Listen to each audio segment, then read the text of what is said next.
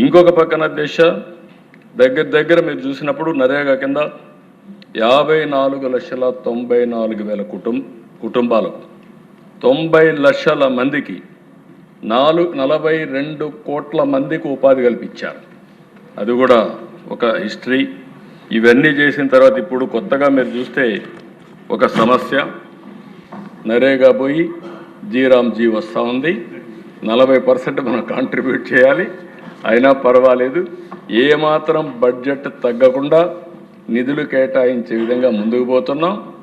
రాబోయే రోజుల్లో పల్లెల వాతావరణం బ్రహ్మాండంగా తయారవుతుందనడానికి ఇది ఒక ఉదాహరణ. మాత్రం తప్పకుండా పల్లెల్లో కొత్త వెలుగులు చూడడానికి డిప్యూటీ సీఎం చేసే కార్యక్రమానికి పూర్తిగా సహకరిస్తామని చెప్పి కూడా నేను మీకు తెలియజేస్తున్నాను.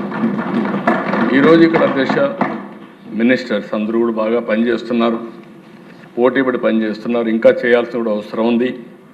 అదేవిధంగా నేను మెగా పేరెంట్స్ టీచర్స్ ప్రోగ్రాం పెట్టి విద్యను కూడా నెక్స్ట్ లెవెల్కి తీసుకుపోవాలని చెప్పి ఆలోచిస్తున్నాం. అదే సమయంలో ఈరోజు మనం నిన్న పాపులేషన్ పాలసీ తీసుకొచ్చాం. ఇటీవల ఐటీ మినిస్టర్ గారు కొత్త ప్రోగ్రాం, అంటే 13 సంవత్సరాలు వయసు లోపల ఉండే వాళ్ళకి సోషల్ మీడియా బ్యాన్ చేస్తే బాగుంటుందని ఒక సూచన వచ్చింది. తప్పకుండా తొందరలోనే 90 డేస్లో 13 సంవత్సరాల లోపల ఉండేవాళ్ళు సోషల్ మీడియాకు అందుబాటు లేకుండా చేసే కార్యక్రమానికి శ్రీకారం చుడతాం.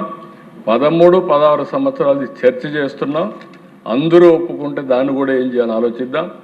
అల్టిమేట్గా సోషల్ మీడియా వల్ల మన పిల్లలు నష్టపోవడానికి వీలు లేదు. దానికి ప్రభుత్వం కట్టుబడి ఉంటుందని మరొకసారి మీ ద్వారా రాష్ట్ర ప్రజానికానికి విజ్ఞప్తి చేస్తున్నాను.